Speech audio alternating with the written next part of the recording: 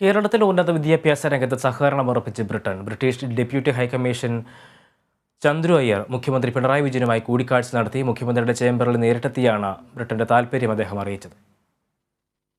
കേരളം ഉന്നത വിദ്യാഭ്യാസ രംഗത്ത് കൂടുതൽ ശ്രദ്ധ കേന്ദ്രീകരിക്കുന്നുണ്ടെന്നും ആ മേഖലയിൽ ബ്രിട്ടനുമായി സഹകരണത്തിന് ധാരാളം സാധ്യതകളുണ്ടെന്നും മുഖ്യമന്ത്രി പറഞ്ഞു.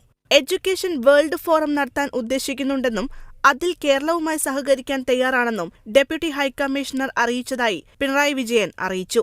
ഉന്നത വിദ്യാഭ്യാസ വകുപ്പുമായും വൈസ് ചാൻസലർമാരുമായും ചർച്ച നടത്തിയാണ് അന്തിമ തീരുമാനത്തിലെത്തുക. സംസ്ഥാനത്തെ ഗ്രാഫീൻ സെന്റർ, ഇൻക്യുബേഷൻ സെന്റർ എന്നിവയിൽ ബ്രിട്ടൻ താൽപര്യം പ്രകടിപ്പിച്ചു. ഇതോടെ സ്റ്റാർട്ടപ്പുകൾക്കും ബയോളജിക്കൽ സയൻസ് ഉൾപ്പെടെയുള്ള മേഖലകളിലും ഇത്തരം കേന്ദ്രങ്ങൾ ആരംഭിക്കാനുള്ള സർക്കാർ നീക്കത്തിന് കൂടുതൽ കരുത്താകും. അതേസമയം ഇന്ത്യയിലെ ഏറ്റവും മികവുറ്റ സംസ്ഥാനമെന്ന നിലയിൽ ടൂറിസം ഉൾപ്പെടെയുള്ള മേഖലകളിൽ കേരളവുമായി സഹകരിക്കുന്നതിൽ സന്തോഷമുണ്ടെന്നും ഡെപ്യൂട്ടി ഹൈക്കമ്മീഷണർ ചന്ദ്രു അയ്യർ പറഞ്ഞു.